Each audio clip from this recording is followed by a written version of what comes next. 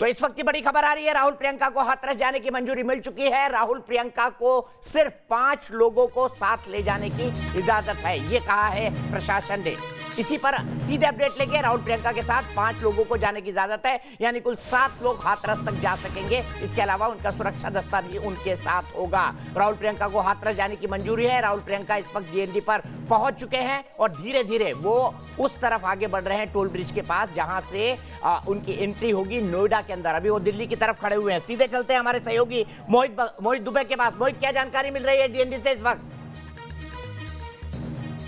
देखिए दीपक जी, पुलिस बल की अगर हम बात करें तो अभी भी यहाँ पे मौजूद है, लेकिन इस वक्त की सबसे बड़ी खबर हम कह सकते हैं कि प्रियंका गांधी और राहुल गांधी को हाथरस जाने की अनुमति मिल चुकी है। 5 लोग जा सकते हैं, यानी कुल 7 लोग जो है हाथरस जा सकते हैं। लेकिन इस वक्त देखिए पुलिस बल बिल्कुल भी पीछे हटने को तैयार नहीं है। लगातार जो हम तस्वीरों के माध्यम से देख रहे हैं कि कांग्रेस के जो कार्यकर्ता है यहाँ पे टोलियों यहाँ पे मौजूद है, अलग अलग टोली में अलग अलग जगहों पे खड़े। लेकिन प्रियंका गांधी राहुल गांधी का काफिला अभी भी पीछे है। जो 35 सांसदों का काफिला है, 2 बसों से 35 सांसद आ रहे हैं, अभी भी वो पीछे की तरफ मौजूद है, आगे नहीं बढ़ पाए। डीएनडी के कम से कम 200 मीटर की दूरी पे ये सारे के सारे नेता मौजूद हैं। लगातार हम जो बात कर रहे हैं कि नोएडा प्रशासन मुस्तैद है कि राहुल गांधी प्रियंका गांधी के अलावा और कोई नेता न जा पाए, यानी 7 लोगों के अलावा हाथरस की ओर कोई न कूच कर पाए। लिहाजा भारी यहाँ पे सुरक्षा व्यवस्था तामझाम जो है वो यहाँ पे मौजूद है। महिला सुरक्षा कर्मियों की मौजूदगी है, पीएससी के जवानों की मौजूदगी है। इस वक्त एक तस्वीर आपको दीपक जी दिखाने की कोशिश कर रहे हैं कि नोएडा प्रशासन के बड़े अधिकारी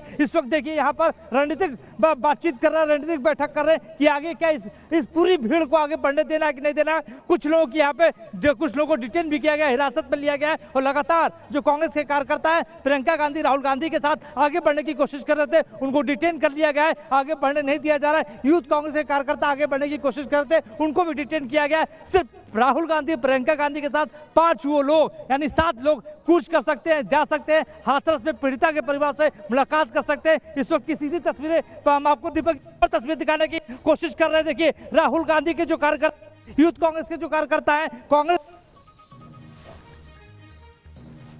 ठीक है, मोहित का कनेक्शन कट गया, मैं सीधे चलता हूं अपने पैनल के पास चलता हूं। मोहित, आप वहां पर डटे रहिए, हम लगातार आपसे जानकारी देते रहेंगे। फिर से चलता हूं, शलभमणि त्रिपाठी, साधना भारती, अनुराग भदौरिया मेरे साथ मौजूद है, साथ ही साथ मेरे बाकी सहयोगी भी मौजूद है। 12 से लाल सिंह फौजदार जुड़ गए हैं। सीधे शलभ जी आपसे पूछना चाहता हूं, मुख्यमंत्री योगी आदित्यनाथ ने कहा था अपराध मुक्त प्रशासन, 0 टॉलरेंस टू क्राइम। एक के बाद एक बच्चियों पर बलात्कार हाथरस में होता है, आधी रात में लाश जला दी जाती है, डीएम धमकाता है, बलरामपुर में होता है, आजमगढ़ में होता है। ऐसे दर्जनों किस्से हाल ही के दिनों में हुए हैं। कहां गया आपका बेटियों को बचाने वाला उत्तर प्रदेश? सभी को पैनल में दिखाइए प्लीज।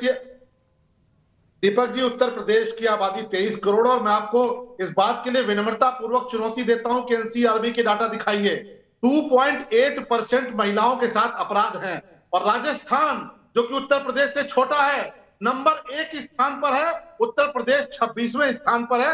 मैं कहता हूं यहाँ पे पैनल पे जितने लोग बैठे हैं, 2.8% उत्तर प्रदेश में महिलाओं के साथ अपराध हैं।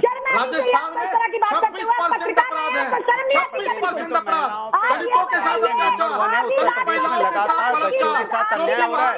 2-2 महीने में 17 बच्चों के साथ अन्याय हो गया। यहाँ बैठ के वापस नहीं बोल रहे हैं। शलभमणि से त्रिपाठी से सवाल नहीं पूछ रहा हूं, जब पूछ लिया आप चिल्लाने लग गए। अनुराग भाई आपके पास आऊंगा। शलभ ने जवाब दे दिया है। साधना भारती इतनी उत्तेजना ठीक नहीं है। आप समझिए, आप स्काइप से जुड़ी है, जैसे आप चिल्लाती है आपकी आवाज फटने लगती है, ब्लास्ट करती है, नहीं पहुंचती है। रहने वाले हम लोग हैं, उत्तर प्रदेश की बहन बेटी हमारी। अरे राजस्थान के मुख्यमंत्री बलात्कारियों के साथ खड़े होते हैं। राजस्थान के मुख्यमंत्री मैं जाऊंगा, 12 भी जाऊंगा, लेकिन अनुराग भदौरिया जी आपके सवाल का जवाब ले लिया। आपके सवाल, अब आप चिल्लाने लग गए। आपके सवाल, साधना भारती थोड़ा संयम रखिए प्लीज संयम। चिल्लाने इसलिए लग गए, सवाल का जवाब नहीं दे रहे, राजस्थान भाग जा रहे हैं। आप इलेक्शन जीत रहे हो उत्तर प्रदेश से, सरकार बना रहे हो उत्तर प्रदेश। आप सबको रोक रहा हूँ, सीधे चलता हूँ हाथरस। वहां पर डीजीपी इस वक्त प्रेस कॉन्फ्रेंस कर रहे हैं हाथरस के मुद्दे पर। सीधे चलते हैं हाथरस।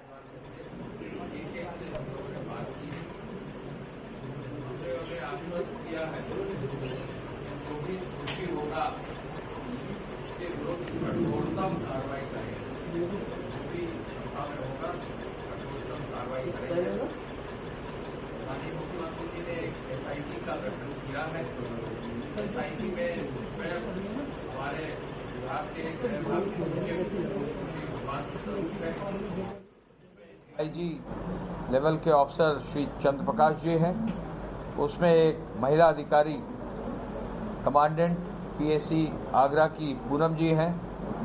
SIT ने अपना काम शुरू कर दिया है और परिवार वालों के बयान कुछ हद तक ले लिए हैं। SIT की पहली रिपोर्ट कल 4 बजे शाम को शासन में प्राप्त हुई। माननीय मुख्यमंत्री जी ने कल ही शाम को ही 2 घंटे के अंदर तत्कालीन जो SP हैं, तत्कालीन जो CO थे, तत्कालीन जो इंस्पेक्टर थे, सीनियर सब इंस्पेक्टर, हेड मोहर्रिर, इन सबको निलंबित करने का आदेश दिया और कल ही सभी अधिकारी और जो फील्ड के कर्मचारी थे उनको निलंबित किया गया है। SIT की जांच चल रही है। SIT जो है अपना काम कर रही है। SIT अब अपना काम लगातार करेगी। परिवार वालों ने, परिवारजनों ने एक एक चीज़ अपनी जो नोट हमको कराई है, हमने उन्हें कहा है कि SIT बैठकर जितना भी समय लगेगा, परिवार की तरफ से जो भी बिंदु आएंगे, जो भी उनकी शिकायत भी होगी या जो भी उनका बिंदु आएगा, उसको SIT नोट करेगा और एक एक चीज़ पर हम समाधान निकालने का प्रयास करेंगे। एक निर्णय ये भी लिया गया है, DIG साहब हम लोग ने संयुक्त रूप से, कि गांव में सुरक्षा की व्यवस्था स्थायी रूप से बनी रहेगी और उसकी व्यवस्था के लिए कमिश्नर और IG और सभी अधिकारियों को दिया गया है। इसके साथ साथ आज हम लोग माननीय जनप्रतिनिधियों से भी मिले हैं। हमने उनसे भी अनुरोध किया है कि सामाजिक सौहार्द पूरा बनाकर रखेंगे और सबका सहयोग लेंगे, हर व्यक्ति का सहयोग लेंगे। हाथरस के जिले के सभी जनप्रतिनिधि जो अवेलेबल थे मिले हैं हमसे। मैं पुनः ये कहना चाहूँगा कि जो SIT है वो अपना पूरा काम करेगी और जहाँ भी जो भी बयान आएंगे उन पर आगे की कार्रवाई करते हुए जो भी दोषी होगा कठोरतम कार्रवाई की जाएगी। इसके अलावा ये भी हम बताना चाहेंगे, जो परिवार के बिंदु जो आप बिंदु उठा रहे हैं वो ही कुछ बिंदु उसमें परिवार ने उठाए हैं। उन सभी बिंदुओं का SIT अगले जल्दी ही कुछ ही दिनों में टेकअप करके एक एक बिंदुओं का निर्णय देकर शासन स्तर पर उस पर फिर कार्रवाई होगी। जो रात को क्रिमिनेशन हुआ है, क्या सरकार की मर्जी से हुआ था या जिला प्रशासन की मर्जी से हुआ? ये संस्कार क्या सरकार के संज्ञान में नहीं था? ये मैं फिर बता दूं, एक एक चीज SIT संज्ञान में परिवार की तरफ से लेगा और उसके सभी का निर्णय दिया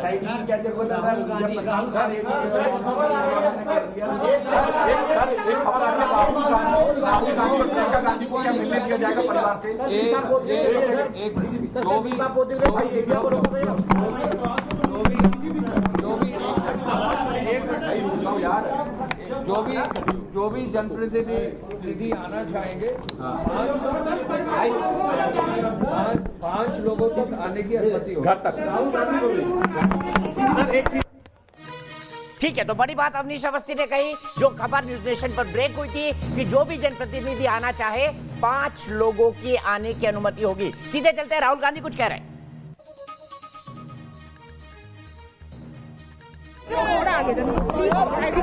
अच्छा हाँ दीदी, आप रखो।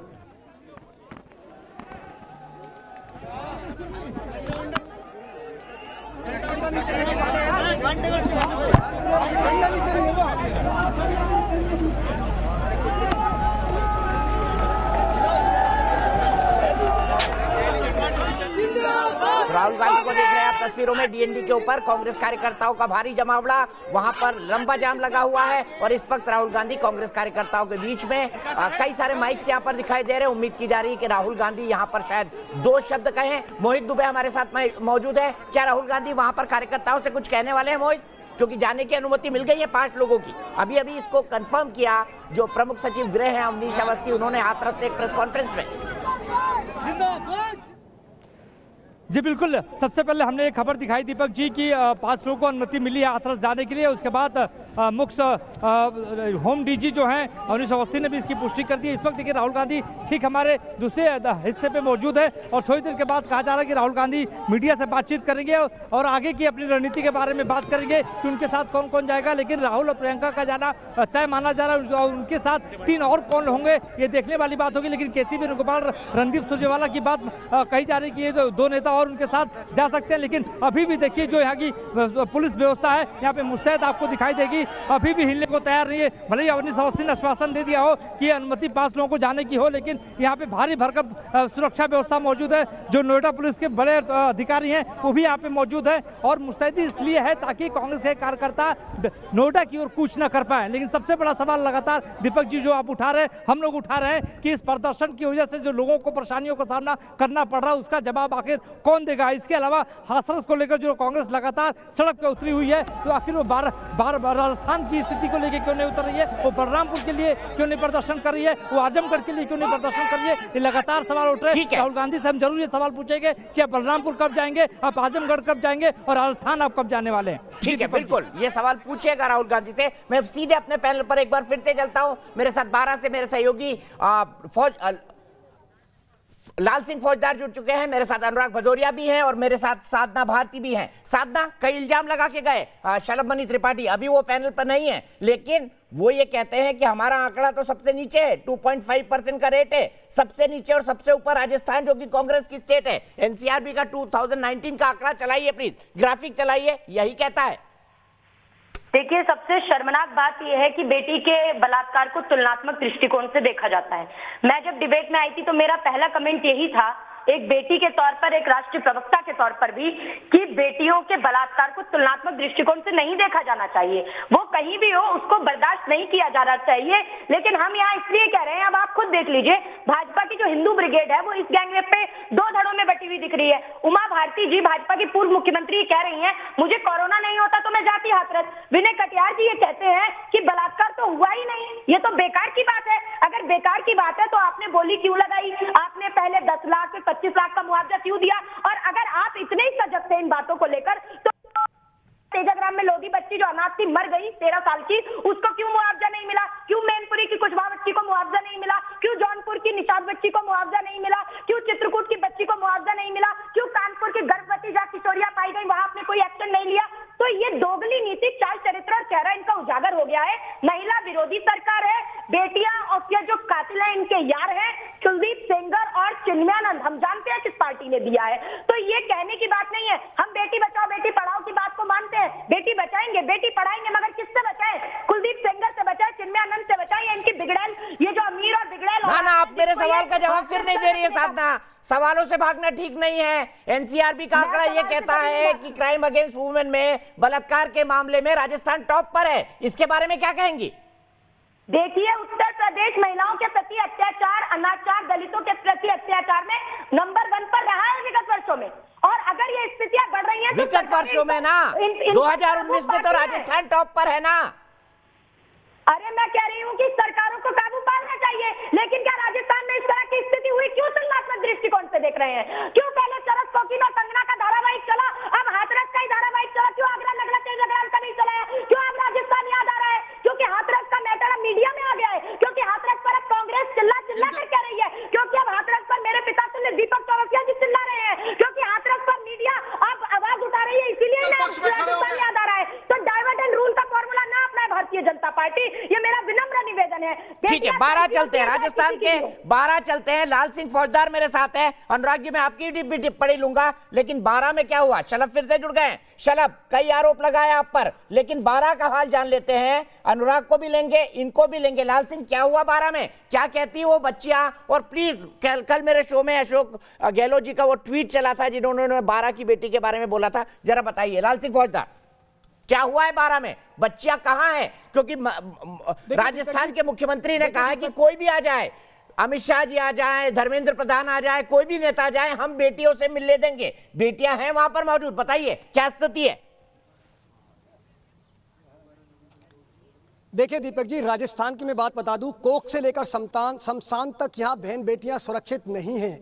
ना गार्डन में है, ना घर में है, ना रोड पर है, ना सड़क पर है, कहीं सुरक्षित नहीं है। आलम यह है कि लगातार रेप के केसेस बढ़ रहे हैं। और देखिए दीपक जी, सबसे बड़े आश्चर्य की बात यह है कि लोग धमकाते हैं, गुंडे धमकाते हैं, रेपिस्ट धमकाते हैं कि आप अगर सामने जाओगे तो हम आपका मर्डर कर देंगे। लेकिन 12 का दुर्भाग्य देखिए कि आप खाकी धमका रही है, पुलिस धमका कर रही है, उन पीड़िताओं को बंधक बना के रखा हुआ है कि आप किसी से मिल नहीं सकते। उनको लगातार घर बदलने पड़ रहे हैं, कभी चाचा के घर जाना पड़ रहा है, कभी भाई के घर जाना पड़ रहा है। देखिए ये तस्वीर है गहलोत राज की। एक पीड़िता अपने दर्द बयां करने के लिए मीडिया के सामने नहीं आ सकती क्योंकि उनके लिए बंधक बना रखा है। लगातार दीपक जी, जैसे हमको पता लगा, हम जयपुर से आए, हमने तमाम लोगों से बात की तो पहले पता लगा कि पीड़िता है वो अपने चाचा के घर पर है।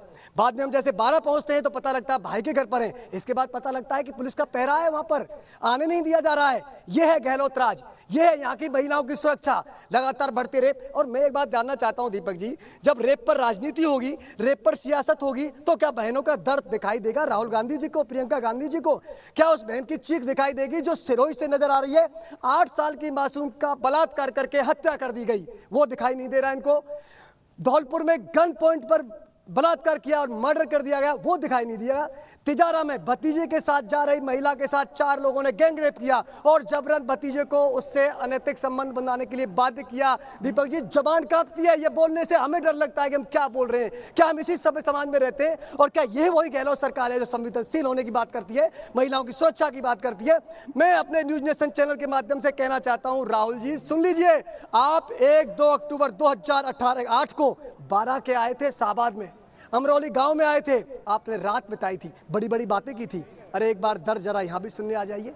ये भी देश की बेटियां हैं, ये भी 12 की बेटियां हैं, इनका भी दर्द वही है। इन बहनों की चीख में उतना ही दर्द है। क्यों नहीं आते आप यहाँ पर? ठीक है, क्या गहलोत लाल सिंह, आपने बड़े भावुक ढंग से अपनी बात कही। मैं ये जानना चाहता हूं कि मुख्यमंत्री ने 164 के बयान को ट्वीट किया था। उन्होंने लिखा था कि 164 के बयानों में अपने साथ जाति नहीं होने की बात की है और स्वयं की मर्जी से लड़कियों के जाने की बात की है। उनका 164 में बयान कराया है, लड़कियां नाबालिग है, जांच अभी जारी है।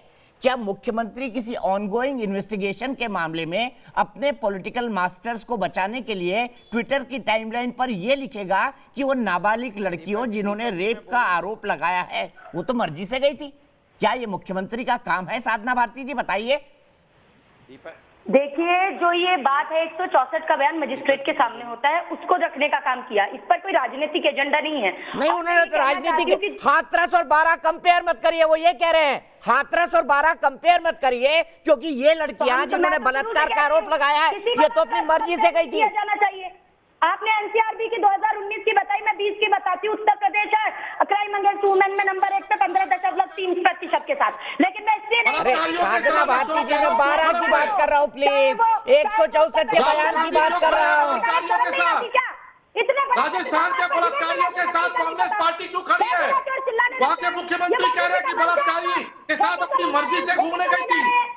मासूम बच्चियों के चरित्र पर सवाल उठाया अशोक गहलोत ने। मासूम बच्चियों के चरित्र पर सवाल उठाया अशोक गहलोत ने। ठीक है, मैं यहीं पे एक ब्रेक के लिए रुक रहा हूं, ब्रेक के बाद फिर आऊंगा, बहस जारी रहेगी क्योंकि हमारे सहयोगी अभी अन्य इलाकों में है। सिरोही में 8 साल की मासूम बच्ची का बलात्कार करके मार दिया गया। बलरामपुर में हो रहा है, आजमगढ़ में हो रहा है, हाथरस में हो रहा है, उन्नाव में हो रहा है, मैनपुरी में हो रहा है, चित्रकूट में हो रहा है। क्यों? सवाल बड़ा है। और फिर इसके नाम पर राजनीति क्यों? सवाल ये भी बड़ा है। ब्रेक के लिए रुकते हैं, वापस लौटते हैं।